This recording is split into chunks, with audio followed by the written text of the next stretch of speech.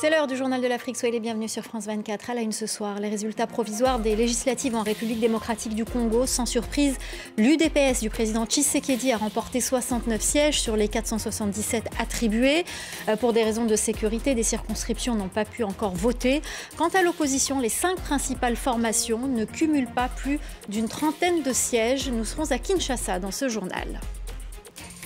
Les incidents aux Comores au lendemain de la présidentielle, les tensions notamment sur l'île d'Anjouan, fief de l'opposition, une opposition qui dénonce des irrégularités dans le déroulé du scrutin. Et puis la CAN, la Coupe d'Afrique des Nations, on fera le point sur les matchs du jour. Pour le moment, les Lions de la Teranga ont réussi leur entrée dans la compétition. L'équipe sénégalaise a battu la Gambie 3-0. Les réactions à Dakar à la fin de cette édition. L'UDPS rafle donc la majorité des sièges au Parlement en République démocratique du Congo. Le parti du président Tshisekedi a obtenu 69 sièges sur 477 attribués selon les résultats provisoires des élections législatives. À noter que des circonscriptions n'ont pas encore pu voter comme le Rutshuru, le Massissi et le Kwamut. Des élections ont également été annulées à Massi-Manimba. Près de 23 000 candidats s'étaient présentés pour 500 sièges prévus. La correspondance à Kinshasa d'Aurélie Bazara-Kibangula. C'est un pari gagné, nous a soufflé un proche du président Tshisekedi. Alors les résultats sont encore provisoires, mais l'UDPS, le parti présidentiel, a raflé 69 sièges sur les 500 que compte l'Assemblée nationale. C'est plus du double que lors de la précédente législature. Ajoutez à cela, au moins 400 sièges ont été décrochés par les formations politiques et alliées de la majorité présidentielle. Le président Tshisekedi pourra donc compter sur une majorité solide pour les 5 années à venir. Côté de l'opposition, la famille politique de Moïse Katumbi remporte seulement 22 sièges. Les partis de Denis Mukwege et d'Élie Sesanga n'atteignent pas le seuil de représentativité. Ils n'auront donc pas d'élus. Pas d'élus non plus pour Martin Fayulu et Joseph Kabila qui n'ont pas présenté de liste. L'opposition risque donc d'être marginalisée lors des futurs débats publics. L'opposition qui conteste ces résultats depuis le début du processus électoral et parle de simulacre d'élections. Quelques mécontents aussi du côté des alliés de la majorité qui dénoncent sur les réseaux sociaux, je cite, des nominations plutôt que des élections. Et on reste en République démocratique du Congo pour vous parler cette fois de cette crue historique du fleuve Congo. Les eaux ont atteint un niveau sans précédent depuis 1961, provoquant de nombreuses inondations dans certaines communes de la capitale, Kinshasa, où en attendant le retour à la normale, la vie s'organise. Reportage d'Aurélie Bazara-Kibangula. Au quartier Pompage, dans l'ouest de Kinshasa, les eaux du fleuve ont envahi les routes habituelles et la vie s'organise autrement. Ici, pour traverser, les habitants ont troqué les mythiques mototaxis pour des embarcations de fortune. Une traversée à haut risque. Nous traversons par des pirogues qui semblent être vraiment risquants. Moindre pépin, vous êtes dans l'eau. Vous arrivez à l'heure au travail ou... Non, vous voyez l'heure est déjà dépassée, largement dépassée. Bon, je ne peux qu'accepter la situation. Cela fait plus d'un mois que le fleuve Congo est sorti de son lit, 6,20 mètres au-dessus du niveau de la mer, du jamais vu depuis 1961. Pour se rendre compte de l'étendue des dégâts, il faut embarquer sur la pirogue. Les routes du quartier sont toutes transformées en rivières, les maisons englouties par l'eau boueuse. Si la décrue du fleuve est amorcée, le constat reste alarmant. Les dégâts sont énormes. Ici, on utilisait les routes, mais on ne peut plus passer avec l'eau. On a l'habitude des inondations, mais comme ça, je n'avais jamais vu. D'autres provinces du pays ont été touchées par la crue du fleuve. Au moins 300 personnes sont mortes sur l'ensemble du territoire selon les autorités. Pour la Régie des voies fluviales, cette montée exceptionnelle du niveau du fleuve est le signe du réchauffement climatique, mais aussi les conséquences de constructions anarchiques et de la main de l'homme. Quand il y a déforestation, la terre devient de plus en plus sèche. Conséquence, c'est que quand il pleut, l'eau ne parvient plus à s'infiltrer sous la terre. Toute cette quantité n'a qu'une seule direction, c'est dans le fleuve. Le fleuve Congo devrait retrouver son niveau normal d'ici quelques jours. En attendant, la société civile demande aux autorités de déclencher un plan d'urgence pour venir en aide aux sinistrés. Le cyclone Belal menace Maurice. Les services météorologiques ont émis lundi une alerte de niveau 3 sur 4. Le cyclone Belal, qui approche dangereusement, pourrait toucher mardi matin le sud de l'île. L'œil du cyclone a touché ce matin l'île voisine de la Réunion, faisant un mort. Dorothée Olérik. Des pluies torrentielles se sont abattues sur l'île Maurice, emportant des dizaines de véhicules. Les automobilistes se réfugient sur les toits. Cet homme lutte contre le courant pour sortir de sa voiture. Lui vient de briser la vitre arrière pour aider un automobiliste coincé dans l'habitacle. D'autres forment une chaîne humaine pour secourir ceux qui sont pris au piège. Un déluge, des chaussées noyées en quelques minutes, des rivières devenues menaçantes. Un homme de 50 ans, victime d'une chute, est décédé. En une matinée, l'alerte est passée de 1 à 3 sur une échelle de 4. Les policiers se déplacent sur la pelle d'un tracteur, dépassés par l'ampleur du déluge. Des voitures ont fini leur course sur ce parking, encastrées les unes dans les autres.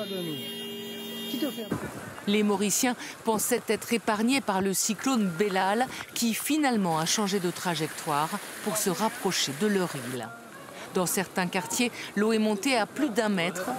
Des habitants se retrouvent coincés et le pire est peut-être à venir. Demain matin, le cyclone devrait passer à 70 km au sud de l'île. Une menace sérieuse selon les services météorologiques. Aux Comores, au lendemain du premier tour de l'élection présidentielle, plusieurs incidents ont été signalés lundi sur les îles de Anjouan, fief de l'opposition, et Moélie. Le scrutin qui oppose le président sortant Azélie Assoumani à 5 autres candidats a été critiqué par l'opposition qui dénonce des manquements dans le déroulé du scrutin. Écoutez. Ce que nous venons dire à tout le monde, c'est qu'il n'y a pas eu d'élection ce 14 janvier 2024, et cela avec un grand regret. On pensait qu'au moment où il est à la tête de l'Union africaine, il allait peut-être respecter les règles démocratiques. Loin de là, il fait la même chose qu'en 2019. Les Comoriens n'ont pas eu droit à voter le président dont ils souhaitaient. Les bourrages, c'est toujours le langage des opposants. Ce n'est pas une nouveauté. Et hélas, ce ne sera pas une nouveauté pour les autres scrutins, et ici et ailleurs. Ce n'est pas le cas. Ce n'est pas le cas. Sauf si les preuves sont portées. Ce n'est pas le cas. Les autorités nigériennes s'expriment sur la bavure qui a coûté la vie à des dizaines de civils près de Tayawa, dans le sud-ouest du pays. Une bavure survenue lors d'une opération antiterroriste. Hier, le gouverneur de la région de Tillabéri, zone du drame, a rendu visite aux familles. La correspondance régionale d'Harold Gérard. Pour Maïna Boukar, le gouverneur de la région de Tillabéri, nommé par la junte au pouvoir depuis le 26 juillet dernier à Niamey. Il s'agit de faire preuve de transparence après le drame du 5 janvier dernier. Seulement 10 jours après cette bavure, aucun bilan officiel n'a été communiqué par les autorités nigériennes. Seules quelques sources locales affirment qu'il y aurait eu plusieurs dizaines de villageois tués lors de ce bombardement de l'armée dans la zone du village de Tiawa. L'armée qui poursuivait censément un groupe armé terroriste en mouvement dans cette même zone, près de ce conglomérat de villages. Malheureusement, aujourd'hui, dans la région sahélienne, ces victimes civiles dans la lutte antiterroriste sont communes. À Tiawa, ce sont des balles perdues qui ont tué les villageois. Nous prions pour le repos de leur âme. Nous ne craignons rien puisque notre armée s'est engagée à nous protéger. Lorsque nous avons appris la dernière attaque, nous étions inquiets. J'ai même eu du mal à dormir cette nuit-là. J'appelle ces bandits à cesser ces attaques, car ce pays nous appartient à tous.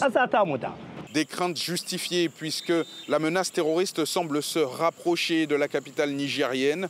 Jeudi dernier, à peu près 17 km au sud de Niamey. C'est le poste de gendarmerie de Laoudou, un village très proche de la capitale où les habitants ont l'habitude de faire des allers-retours, qui a été attaqué par un groupe d'au moins 20 assaillants armés qui ont ouvert le feu dès leur arrivée sur ce poste de gendarmerie et qui ont occasionné au moins 3 morts et 7 blessés. On part à présent au Sénégal, dans la baie de Han, à Dakar, connue autrefois pour être l'une des plus belles plages du pays. Elle souffre aujourd'hui de pollution causée notamment par les déchets industriels, d'autant qu'un vaste projet de dépollution lancé en 2018 par le gouvernement tarde à se concrétiser. Laurent Berstécher. Elle fut un temps le joyau de Dakar, une étendue de sable fin, considérée comme l'une des plus belles plages du Sénégal. Mais la baie de Han croule aujourd'hui sous le plastique, une déchetterie à ciel ouvert dont les eaux sont saturées de bactéries et de produits chimiques. La baie de Han est polluée depuis la fin des années 70 que nous avons commencé à assister à une pollution extrême. On ne pouvait plus se baigner sans marcher sur des déchets organiques d'abord, ensuite des déchets solides de toute nature. Ensuite, nous avons remarqué, lorsque vous vous baignez, vous avez la peau couverte d'huile. Plus de 60% de l'industrie sénégalaise est aujourd'hui située autour de la baie et y évacue directement ses effluents. Tout au long de la plage, des eaux noirâtres se déversent directement dans l'océan. Une récente étude y a relevé des traces de salmonelle, de microplastiques et d'entérocoques et détecté des niveaux de bactéries anormalement élevés. Malgré les risques pour la santé, de nombreux Dakarois continuent d'y pêcher et de s'y baigner, faute d'alternatives. Maintenant, si nos enfants entrent dans la mer, ça amène des boutons sur leur peau. Même aussi les pêcheurs qui entrent dans la mer aussi. En général, s'ils sortent, tu vois en général des maladies. Maintes fois interpellé à ce sujet, l'État a lancé en 2018 un projet de dépollution de la baie de Han. Il prévoit notamment la construction d'une centrale de traitement des eaux usées et l'introduction d'une nouvelle taxe pollution pour les entreprises. Le projet, partiellement financé par l'Union européenne, la Banque de développement chinoise et l'Agence française de développement, semble pour l'instant piétiner, mais les autorités assurent qu'il sera achevé d'ici fin 2025. Et avant de refermer ce journal, on vous parle bien évidemment football. Le Sénégal a assumé son statut de favori en battant la Gambie 3-0 avec un doublé du jeune Lamine Camara. C'était ce lundi à Yamoussoukro.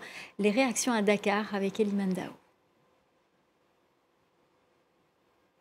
Grosse joie des supporters après la victoire du Sénégal face à la Gambie, une victoire sur le score de 3-0, une victoire nette et sans bavure.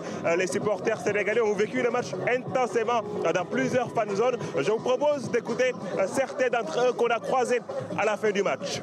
On n'était pas stressés, on était calmes parce qu'on savait qu'on allait gagner. Voilà. C'est ça. Merci. On est fiers des Lions. On a joué avec la manière. Tactiquement, le Sénégal a montré ses capacités. Nous, on n'est pas là pour jouer. On n'est pas là pour jouer, on est là pour faire la fête à toutes les équipes avec qui on va jouer.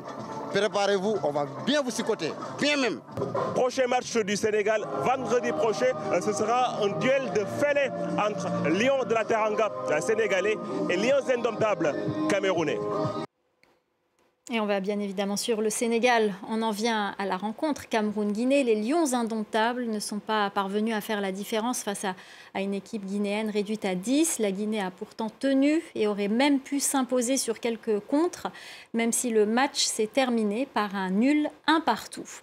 Enfin, l'Algérie affronte en ce moment l'Angola. Les Fennecs mènent 1-0 à la mi-temps, but à la 18e minute de Bardad Boujna. Et on se quitte sur ces belles images des festivités du Nouvel An berbère à Rabat au Maroc. Plus d'1 millier de personnes ont célébré dimanche Yenneyer. Et pour la première fois dans le royaume, l'événement a été marqué par un jour férié officiel réclamé de longue date par les militants berbères. Voilà, c'est la fin du Journal de l'Afrique. Restez avec nous, l'info continue sur France 24.